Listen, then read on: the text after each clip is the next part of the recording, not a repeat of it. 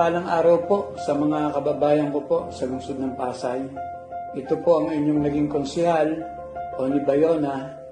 Gusto ko lamang po ilahad sa inyo yung mga programa na ibabalik ko po sa lungsod ng Pasay, hindi lamang po sa District 2. Kasama rin po ang District 1, particular po sa San Roque. Unang-una po rito yung pagbalik po ng kaayusan o peace and order sa ating mga overpass po sa EDSA. Unang-una po sa Malibay, alam naman po ninyo na isinaayos ko po yan sa kabila ng napakarami ng mga sumbong ng mga holdapan dyan, agawan ng gamit, mga natutulog. Nung konsel po ako, nilinis ko po yan, Malibay overpass. Nilagyan ko po yan ng mga presinto, nilagyan ko ng mga pulis, at tiniyak ko po na 24 oras po ay nababantayan ng ating kapulisan. Hindi ko po yan pinabayaan. Yan po ay tiniyak ko ang seguridad ng mga Pasayeños dito po sa lungsod ng Pasay. Yung Rodriguez Overpass po, nilinis ko rin po yan. Nilagyan ko ng maraming ilaw upang matiyak ng mga estudyante po ng Pasay City East High School, TPAES, mga guro, ay makakadaan po dyan ng ligtas at walang anumang sumasagabal o bumabagabag sa mga tumatawid po sa tulay na yan. Higit po yung lugar ng Cabrera, kung saan napakarami po ng problema natin ng araw sa Cabrera Overpass, sa lugar rin po ng Piltrampo.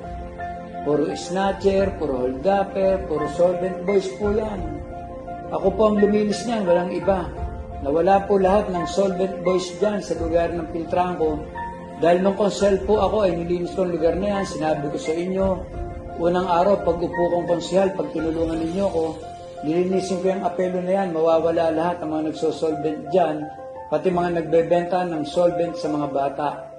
Nangyari po, ginawa ko po, at nalinis po ang lugar na yan sa lugar ng Piltrampo, Apelo, at Cabrera. District 1 po yan. Sa mga nagtatanong bakit ko nilinis ko po yan bilang Pasayeños. District 1 po yan, hindi po yan District 2. Ang distrito ko po ay District 2. Pero hindi ko matiis na nadadaanan ko, na nakikita ko na nasasalaula po ang mga bata, pati na po ang ating bayan. Inayos ko ang Cabrera Overpass, maraming nagpasalamat sa lugar ng San Roque. Ang sabi sa akin ng mga taga-EDA, konsehal, maraming salamat. Nilagyan mo pala ng maraming ilaw yun at presinto ng pulis. Nakakapagsimba na yung mga taga-lugar ng EDA sa lugarin ng San Roque sa Cabrera. Ito po ay patuloy na programa, hindi po ito isang ningas pugon na ginagamit lamang sa politika. Naririto po ang inyong konsel Oni Bayona para magtrabaho, para tumulong, at upang isaayos po ang ating bayan.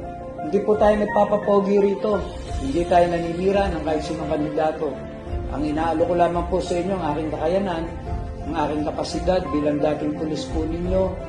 Pinagkatiwalaan ninyo maging konsehal, 2 beses po ako na nag-number 2 councilor po ng buong Pasay.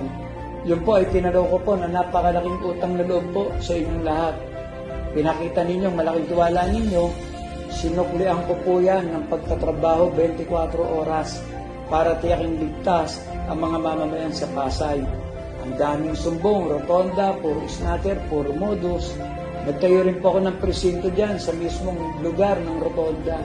Humingi ako ng tulong sa DILG nung araw kay Secretary Angelo Reyes. Tumugon agad dahil naniniwalang mahalaga ang programa sa peace and order. Tumugon po agad at binigyan ako ng presinto sa mismong rotonda po. At nilagyan ko po yan ng mga pulis. Itinayo ko yung Pasay Police Anti-Hoodlum Task Force upang matiyak na ang lugar na yan ay nababantayan talaga ng mga pulis na may kakayanang lumaban at sumabay sa mga salbahe na nambibiktima at nananakit po sa ating mga kababayan. Ginawa ko po ang lahat. Sinabi ko sa inyo na aayusin ko ang Pasay. Ipinakita ko po sa inyo mga Pasayeños na kung ano po ang sinabi ni Oni Bayona ay ginagawa ko po upang matiyak ang kaligtasan ng ating mga kababayan. Maraming salamat po.